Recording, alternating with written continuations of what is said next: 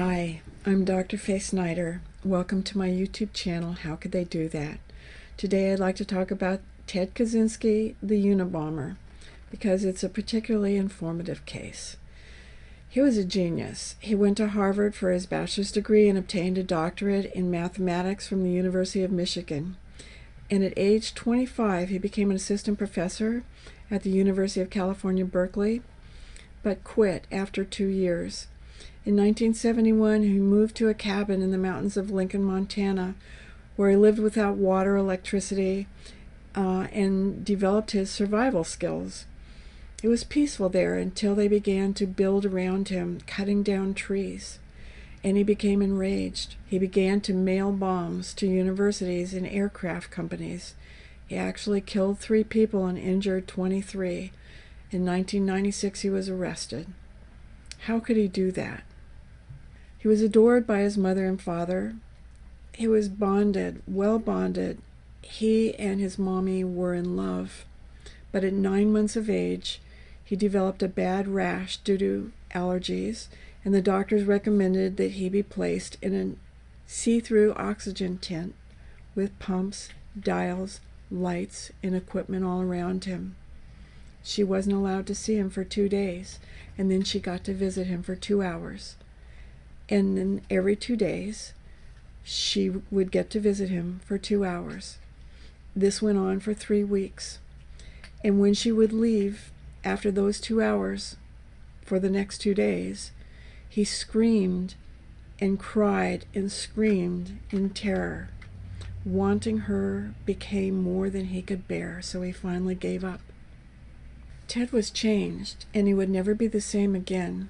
And his mother understood what happened, but she didn't know what to do about it. He was withdrawn now. He didn't trust her anymore. He didn't go limp in her arms and conform to her body the way babies are supposed to do. He grew introverted and private. He had outbursts of anger. And when her younger son asked her, "What's wrong with him? Why is he different than other people?" she explained the story of the isolation tent.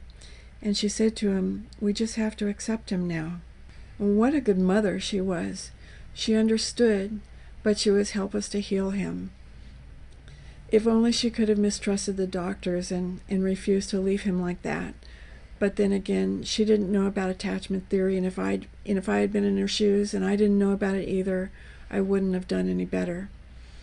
Or what if she could have taken her baby to an attachment therapist after the attachment trauma?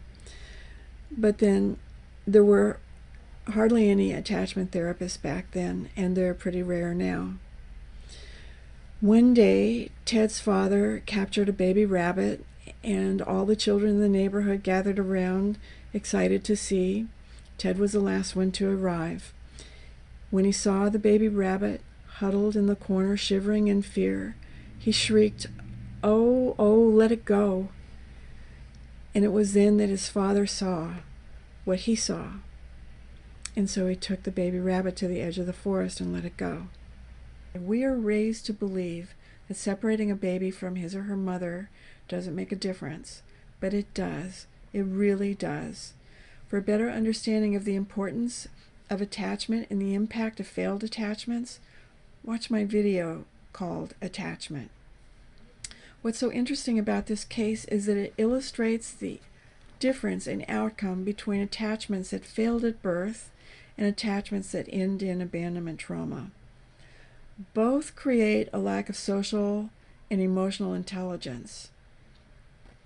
But a failed attachment from birth, which often creates a child on the autism spectrum, like Adam Lanza, leads to bonding with things and ultimately lower intelligence than the child would have had otherwise.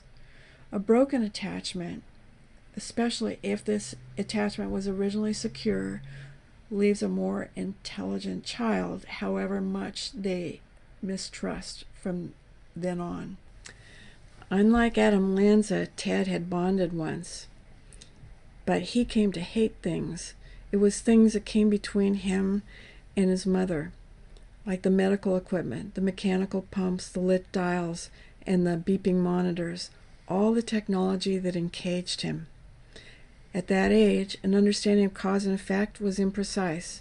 At that age, babies develop philosophies that form personality on an unconscious level. For Ted, anything that represented technology was the enemy. His actions were not due to a lack of empathy. In a warped sort of way, Ted was a revolutionary, sacrificing his life to protect humanity from evil technology.